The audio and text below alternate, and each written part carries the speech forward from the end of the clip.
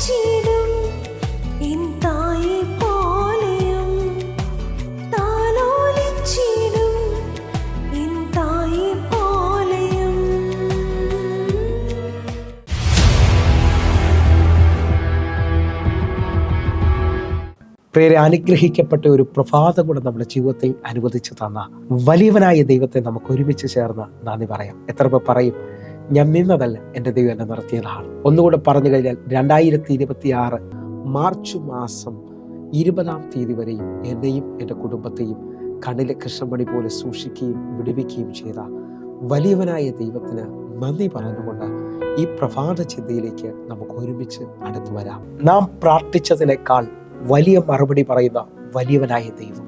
പ്രിയരെ, പ്രാരംഭവാക്യത്തിലേക്ക് എഫേസ്യ ലേഖനം 3-ാം അധ്യായം അതിൻ്റെ 20-ാമത്തെ വാക്യം. എന്നാൽ നാം ചോദിക്കുന്നതിലും നനയ്ക്കുന്നതിലും അത്യന്തപരമായി ചെയ്യുവാൻ നമ്മിൽ വ്യാപരിക്കുന്ന ശക്തിയാൽ കഴിയുന്നവന്. പ്രിയരെ, ഈ പ്രഭാതത്തിൽ ദൈവം നമ്മോട് ഇടപെട്ട അനുഗ്രഹിക്കപ്പെട്ട വചനത്തിനായി നമുക്ക് ഒരുമിച്ച് ചേർന്ന് ദൈവത്തിന് നന്ദി പറയാം. ഈ പ്രഭാതത്തിൽ നാം ചിന്തിക്കുന്നത് നമ്മുടെ പ്രാർത്ഥനകളെക്കാൾ വലിയ നിലയിൽ മറുപടി പറയുന്ന ദൈവത്തെക്കുറിച്ചാണ്. എന്നെ കേൾക്കുന്നവരെ, നിങ്ങൾ വിശ്വസിക്കുന്നവരാണെങ്കിൽ നിങ്ങൾ പ്രാർത്ഥനയിൽ മടുത്തു പോകരുത്. ഞാൻ ഈ പ്രഭാതത്തിൽ നിങ്ങളെ നോക്കി വിളിച്ചു പറയുന്നു, ഈ വചനം നിങ്ങളുമായി പങ്കുവയ്ക്കാൻ കാരണം ഈ ദിവസങ്ങളിൽ ഞാൻ കേട്ട ഏറ്റവും വലിയൊരു സാക്ഷ്യം, എന്നെ തൊട്ട സാക്ഷ്യമാണ് ആരംഭത്തിൽ നിങ്ങളെ നോക്കി പറയുന്നത്. പ്രാർത്ഥനയ്ക്ക് വലിയ ശക്തിയുണ്ട്. നിങ്ങൾ പ്രാർത്ഥിക്കുന്നതിൽ മടുക്കരുത്. ഞാൻ ഈ ദിവസങ്ങളിൽ കേട്ട സാക്ഷ്യത്തിനകത്ത് ഒരു വലിയ ദൈവദാസൻ തന്നെ ക്ഷണിച്ച പ്രസംഗവേദിയിലേക്ക് താൻ പോകുമ്പോൾ, അറിയാം, ആ മീറ്റിങ്ങിലേക്ക് താൻ കടന്നു പോകാനായി തൻ്റെ വാഹനത്തിൽ കയറി മുമ്പോട്ട് പോകുമ്പോൾ റോഡ് സൈഡിൽ മദ്യപിച്ച് മയക്കുമരുന്ന് ലഹരിയിൽ പിടിക്കപ്പെട്ട് കിടക്കുന്ന ഒരു യൗവനക്കാരനെ കണ്ടു. ഹല്ലേലൂയ. താൻ ആ കാറിനകത്തിരുന്ന് ഒന്ന് കണ്ണടച്ചിട്ടും ആത്മാവിൽ പ്രാർത്ഥിച്ചു, കർത്താവേ, യൗവനക്കാർ നശിക്കരുതേ. അങ്ങനെ പ്രാർത്ഥിക്കുമ്പോൾ തന്നെ തൻ്റെ ഹൃദയത്തിനകത്ത് ദൈവം ഇടപെട്ടിട്ട് പറയുന്നു, അവനെ ക്ഷണിക്കുക, അവനെ വിളിക്കുക എന്ന്. പെട്ടെന്ന് തൻ്റെ കാറ് റിവേഴ്സിലേക്ക് വരികയാണ്. അവർ രണ്ടുപേരും ഇറങ്ങി ആ യൗവനക്കാരനെ, ആ മദ്യപിച്ച് മയക്കുമരുന്ന് ലഹരിയിൽ കിടക്കുന്ന ആ സഹോദരനെ പിടിച്ച് തൻ്റെ കാറിൽ കയറ്റി തങ്ങളുടെ മീറ്റിംഗ് സ്ഥലത്തേക്ക് കൊണ്ടുപോവുകയാണ്. ആ മീറ്റിംഗ് സ്ഥലത്ത് ഏറ്റവും പിറകിൽ ഒരു ചെയറിൽ കൊണ്ടുവന്ന് ഇരുത്തിയിട്ട് താനിതാ പ്രസംഗവേദിയിലേക്ക് നടന്നെടുക്കുകയാണ്. തനിക്കുള്ള സമയത്തിലേക്ക് വന്നു. താൻ മൈക്ക് പിടിച്ചു വചനം പ്രസംഗിക്കാൻ തുടങ്ങി. പ്രസംഗിച്ച് ഏകദേശം ഒരു 40 മിനിറ്റ് കഴിയുമ്പോൾ പിറകിൽ വലിയ ശബ്ദം കേൾക്കാം. പെട്ടെന്ന് ജനമെല്ലാം പിറകിലോട്ട് ശ്രദ്ധിക്കുന്നത് കണ്ട് പ്രസംഗനായ താനും ശ്രദ്ധിക്കുമ്പോൾ താൻ കൊണ്ടുവന്ന ആ ചെറുപ്പക്കാരൻ എഴുന്നേറ്റ് നിന്ന് നിലവിളിക്കുകയാണ്. നിലവിളിക്കുന്നത് കണ്ടപ്പോൾ അവിടെ നിന്നവരോട് കൈ കാണിച്ചിട്ട് പറഞ്ഞു, അദ്ദേഹത്തെ ഫ്രണ്ടിലോട്ട് കൊണ്ടുവരാൻ പറഞ്ഞു. വലിയ ദൈവസാന്നിധ്യം ഇറങ്ങി നിൽക്കുകയാണ്. ആ ദൈവസാന്നിധ്യം ഇറങ്ങി നിൽക്കുമ്പോൾ ഫ്രണ്ടിലോട്ട് കൊണ്ടുവന്ന ആ ചെറുപ്പക്കാരൻ കരഞ്ഞുകൊണ്ട് വിളിച്ചു പറയുകയാണ്, എൻ്റെ അമ്മയുടെ പ്രാർത്ഥന ജീവിക്കുന്നു. എന്നെ കേൾക്കുന്നവരെ, ആ സ്റ്റേജിലേക്ക് വന്ന് താൻ കൈകൂപ്പിയ പ്രസംഗിക്കുന്ന ആ ദൈവദാസനോട് നോക്കിയിട്ട് പറയുകയാണ്, എൻ്റെ അമ്മ കഴിഞ്ഞ മാസം മരിച്ചുപോയി, അത് സത്യമാണ്. ആ അമ്മ നിത്യത്തിലേക്ക് ചേർക്കപ്പെട്ടു എന്നുള്ള സത്യമാണ്. പക്ഷേ എൻ്റെ അമ്മയുടെ പ്രാർത്ഥന എന്നും ജീവിക്കുന്നു. എന്നെ കേൾക്കുന്നവരെ, അമ്മയുടെ ഏറ്റവും വലിയ ആഗ്രഹവും പ്രാർത്ഥനയുമായിരുന്നു തൻ്റെ മകൻ രക്ഷിക്കപ്പെടണമെന്നുള്ളത്. ഈ മദ്യപാനത്തിൽ നിന്നും മയക്കുമരുന്നിൻ്റെ അനുഭവത്തിൽ നിന്നും അവൻ വിടുതൽ പ്രാപിച്ച് യേശുവിനെ അറിയണമെന്നുള്ളത്. പക്ഷേ താൻ കഴിഞ്ഞ മാസം മരിച്ചു, നിത്യതയിൽ പ്രവേശിച്ചു. പക്ഷേ ആ അമ്മയുടെ പ്രാർത്ഥന, ആ മകൻ നിലവിളിച്ചിട്ട് പറയുകയാണ്, ആ അമ്മയുടെ പ്രാർത്ഥന മരിച്ചിട്ടില്ല, അമ്മയുടെ പ്രാർത്ഥന ഇന്നും ജീവിക്കുകയാണ്. എന്നെ കേൾക്കുന്നവരെ, നാം പ്രാർത്ഥിച്ചതിനേക്കാൾ വലുതായി മറുപടി പറയുന്നൊരു ദൈവമുണ്ട്. അങ്ങനെ ഉണ്ടെങ്കിൽ ഈ പ്രഭാതത്തിൽ നിങ്ങളുടെ പ്രാർത്ഥനകൾ നിർത്തരുത്. നിങ്ങളുടെ പ്രാർത്ഥനയ്ക്ക് വലിയ ദൈവശക്തിയുണ്ട്. ദൈവികമായ വിടുതലുകൾ കൊണ്ടുവരുന്നതാണ് നമ്മുടെ പ്രാർത്ഥന. ആ നിലയിൽ നാം ചോദിക്കുന്നതിലും നിലയ്ക്കുന്നതിലും അത്യന്തപരമായി നമ്മിൽ വ്യാപരിക്കുന്ന ശക്തിയാൽ ചെയ്യാൻ കഴിയുന്നവന്. വിശ്വസിക്കാൻ പറ്റുന്നവരുണ്ടെങ്കിൽ ഒരുമിച്ച് നിങ്ങൾ ദൈവത്തോട് കഴിക്കുന്ന പ്രാർത്ഥനയുടെ ആഴമെന്ന് പറയും, നീ ചോദിച്ചതല്ല, നനച്ചതല്ല ദൈവം നിനക്ക് വേണ്ടി ചെയ്യാൻ പോകുന്നു. അതിനും വലുതായി ചെയ്യുവാൻ ദൈവത്തിന് കഴിയും. ഇതേ നിലയിൽ തന്നെ ഞാൻ ഈ കഴിഞ്ഞ ദിവസങ്ങളിൽ വചനം വായിച്ചു കൊണ്ടിരിക്കുമ്പോൾ എന്നെ ഒരു ദൈവഭാഗം ഇടപെട്ടു. ഇതാ 2 ദിനവൃത്താന്തം 1-ാം അധ്യായം അതിൻ്റെ 9-10 വാക്യങ്ങളിലേക്ക് നമ്മൾ കടന്നു വരികയാണ്. നമുക്കെല്ലാവർക്കും ശലോമനെ അല്ലെങ്കിൽ സോളമനെ അറിയാം. സോളമൻ ദൈവത്തോട് പ്രാർത്ഥനയിൽ അപേക്ഷിക്കുകയാണ്. ആ ഭാഗത്തേക്ക് നമുക്ക് ഒരുമിച്ച് വരാം. 2 ദിനവൃത്താന്തം 1-ാം അധ്യായം അതിൻ്റെ 9-ാമത്തെ വാക്യം. ആകയാൽ യഹോവയായ ദൈവമേ, എൻ്റെ അപ്പനായ ദാവീദിനോടുള്ള നിന്റെ വാഗ്ദാനം നിവർത്തിയായി വരുമാറാകട്ടെ. ഭൂമിയിലെ പൊടി പോലെ അസംഖ്യമുള്ള ജനത്തിന് നീ എന്നെ രാജാവാക്കിയിരിക്കുന്നുവല്ലോ. 10-ാമത്തെ വാക്യം. ആകയാൽ ഈ ജനത്തിന് നായകനായിരിക്കേണ്ടതിന് എനിക്ക് ജ്ഞാനവും വിവേകവും തരണമേ. അല്ലാതെ നിന്റെ ഈ വലിയ ജനത്തിന് ന്യായപാലനം ചെയ്യുവാൻ ആർക്ക് കഴിയും? ഇതാ 9ഉം 10ഉം വാക്യങ്ങൾ ശ്രദ്ധിച്ചാൽ അപ്പനായ ദാവീദിനോട് വാഗ്ദാനം ചെയ്തതുപോലെ തന്നെ ഇതാ ശലോമോനെ അല്ലെങ്കിൽ സോളമനെ ദൈവം രാജാവാക്കി തീർക്കുകയാണ്. രാജാവായ സോളമന്റെ ശലോമന്റെ പ്രാർത്ഥനയാണ്, ഈ വലിയ ജനതയെ നടത്തുവാൻ എനിക്ക് ജ്ഞാനവും വിവേകവും തരണമേ. അവൻ വാസ്തവമായും ദൈവത്തോട് അപേക്ഷിക്കുകയാണ്. വാസ്തവമായി ഇതാ ശലോമോൻ ദൈവത്തോട് പ്രാർത്ഥിക്കുകയാണ്. എന്നെ കേൾക്കുന്നവരെ, നിങ്ങൾ പൂർണ്ണ ഹൃദയത്തോടാണ് ദൈവത്തോട് പ്രാർത്ഥിക്കുന്നതെങ്കിൽ നിങ്ങൾക്ക് വേണ്ടി ദൈവം മറുപടി പറയുന്നത് അസാധാരണമായ നിലയിലായിരിക്കും. ഒരു സൂപ്പർ നാച്ചുറൽ ആയിരിക്കും നിങ്ങളുടെ മറുപടിയായി വെളിപ്പെടുന്നത്. നിങ്ങൾ വിശ്വസിക്കുന്നവരാണെങ്കിൽ 11ഉം 12ഉം വാക്യങ്ങൾ.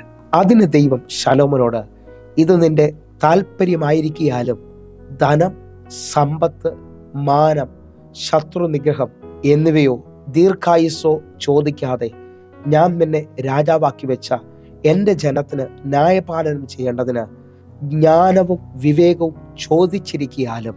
12ാമത്തെ വാക്യം. ജ്ഞാനവും വിവേകവും നിനക്ക് നൽകിയിരിക്കുന്നു.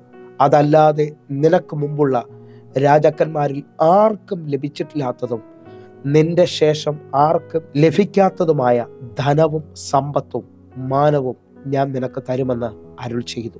വലിയവനായ ദൈവം ഇതാ ശലോമോനോട് മറുപടി പറയുകയാണ്. ശലോമോനോടുള്ള മറുപടി നിങ്ങൾ ശ്രദ്ധിക്കാമെങ്കിൽ ശ്രദ്ധിച്ചോ. ആ മറുപടിയിൽ വലിയ ആഴമുണ്ട്. നീ ചോദിച്ചത് ജ്ഞാനവും വിവേകവുമാണ്. പക്ഷെ ഞാൻ മറുപടി പറയാണ്, നിനക്ക് മുമ്പെയുള്ള ഒരു രാജാക്കന്മാർക്ക് ലഭിക്കാത്തതുപോലെയും നിനക്ക് മുമ്പെയുള്ള ഒരു രാജാക്കന്മാർക്ക് ലഭിക്കാത്തതും നിനക്ക് കഴിഞ്ഞു വരുന്ന ഒരു രാജാക്കന്മാർക്കും കിട്ടാത്തതുമായ വലിയ ധനവും സമ്പത്തും മാനവും ഇതാ വലിയവനായ ദൈവം നിനക്ക് തരികയാണ്.